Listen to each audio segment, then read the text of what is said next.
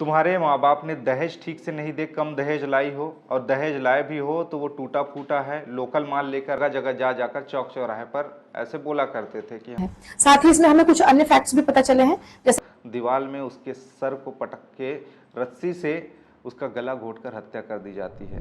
आजकल की शादियां आपने बहुत सारी देखी होंगी। आपने पहले सुना होगा कि दहेज प्रताड़ना बहुत होता था, ये मांगा जाता था। लोग आज भी सोचते हैं कि समाज बदल रहा है, सोच बदल रही है, और आज के दिन में शायद ये चीज़ें अब कम हो रही है, क्योंकि लोग पढ़े लिखे होते जा रहे हैं, समझदारियाँ आ रही हैं, चाहे लड़के हो लड़कियाँ हो, ससुराल पक्ष मायके पक्ष। अब इनमें समझदारियाँ हैं समझने की कि क्या सही है क्या गलत, लेकिन इतनी समझदारी आज भी नहीं है। कई ऐसी जगह हैं आज भी खबरें आती है जहां पर दहेज प्रताड़ना से मौत के मामले सामने आते हैं, हत्या के मामले सामने आता है। एक ताज़ा मामला मैं आपको बताता हूं जो कि छत्तीसगढ़ के धमतरी जिले से सामने आया है। धमतरी जिला से, जहां पर एक लड़की की शादी होती है और मात्र 8 महीने के भीतर में उसके ससुराल वाले रस्सी से उसका गला घोंटकर हत्या कर देते हैं, और सिर्फ इसलिए क्योंकि दहेज को लेकर विवाद था। आरोप था ससुराल पक्ष वालों का कि तुम्हारे माँ बाप ने दहेज ठीक से नहीं दे, कम दहेज लाई हो, और दहेज लाए भी हो तो वो टूटा फूटा है, लोकल माल लेकर आई हो। इस ढंग का लगातार उस लड़की को परेशान किया जाता था। उस महिला को शादी के बाद प्रताड़ित थी, और लगातार इसी को लेकर वाद विवाद आए दिन होता था ससुराल वालों के बीच में। पति भी प्रताड़ित करता था, उसके सास ससुर तीनों प्रताड़ित करते थे। बेचारी परेशान थी। फिर एक रोज़ ऐसा ही होता है और दीवार में उसके सर को पटक के रस्सी से उसका गला घोंटकर हत्या कर दी जाती है, और बाद में इस मामले की पूरा लीपअप होती है। लेकिन पता चलता है पुलिस को कि ऐसा ऐसा घटना है। पुलिस जाती है, जांच पड़ताल करती है, और कुछ दिनों बाद कड़ाई से जब पूछताछ की जाती है ससुराल वालों से, पति सास ससुर से, तो उगल देते हैं कि हाँ, दहेज के लिए ही उन्होंने हत्या की। ये पूरा का पूरा मामला जो मैं आपको बता रहा हूँ ये है धमतरी जिले के भखारा थाना क्षेत्र के डोमा गांव का, यानी ग्राम डोमा का, जहां पर एक लड़की 26 साल की नोमेश्वरी साहू जिसका नाम, उसकी शादी होती है 2024 में अप्रैल के महीने में। पारिवारिक रीति रिवाज, पूरे धर्म कर्मों के साथ में, पूरे रीति रिवाज के साथ में शादी होती है एक युवक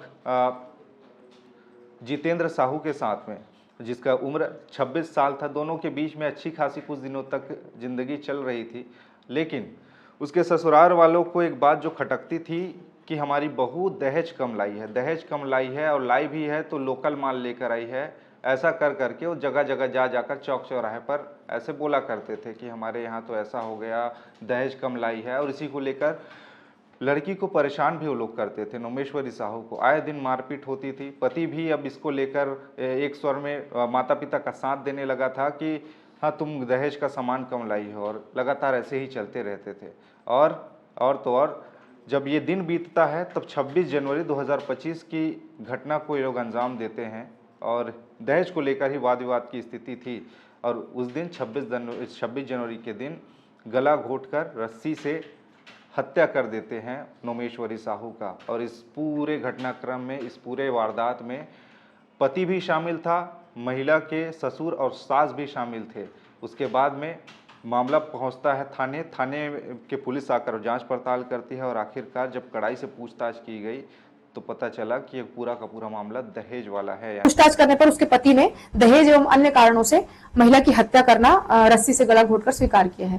साथ ही इसमें हमें कुछ अन्य फैक्ट्स भी पता चले हैं, जैसे कि महिला को शुरुआत से ही मानसिक रूप से लगातार प्रताड़ित किया जाता था। दहेज के लिए सास ससुर एवं पति के द्वारा ताना मारा जाता था। और इस केस में हमने उसके पति तिजेंद्र, ससुर मिश्रीलाल और सास इतवारी को धारा 82 के तहत अरेस्ट करके जेल भेज दिया है। यानी कि दहेज के चलते हत्या हो जाती है नोमेश्वरी साहू की। इस पूरे घटनाक्रम में पति 26 साल के जितेंद्र साहू को गिरफ्तार किया गया है। महिला के ससुर मिश्रीलाल साहू 51 वर्ष को भी गिरफ्तार किया गया है। वहीं फगनीबाई साहू को भी इस मामले में गिरफ्तार किया गया है, जिसकी उम्र 45 साल है। यानी कि दहेज की लालच के चलते बहू की हत्या हो गई। अब ये तीनों के तीनों माँ बेटे अब जेल की सलाखों के पीछे में रहेंगे, यानी गलत काम का गलत नतीजा। इसीलिए अपील ये करता है, समाज बदल रहा है, सोच बदल रहा है, अपनी सोच को बदलिए। और किसी की भी बेटी को अगर ला रहे हैं तो अपनी बेटी समझ कर रखिए कि कोई कैसा दिया है, धन कैसे दिए हैं, दहेज, इन सब को ना देखिए और इन सब से दूर ही रहिए। और जिनकी बेटियां हैं उनसे भी ये निवेदन है कि कम से कम अपने बेटियों को ऐसे घर में दीजिए जहां पर उनका सम्मान हो, आपका सम्मान हो।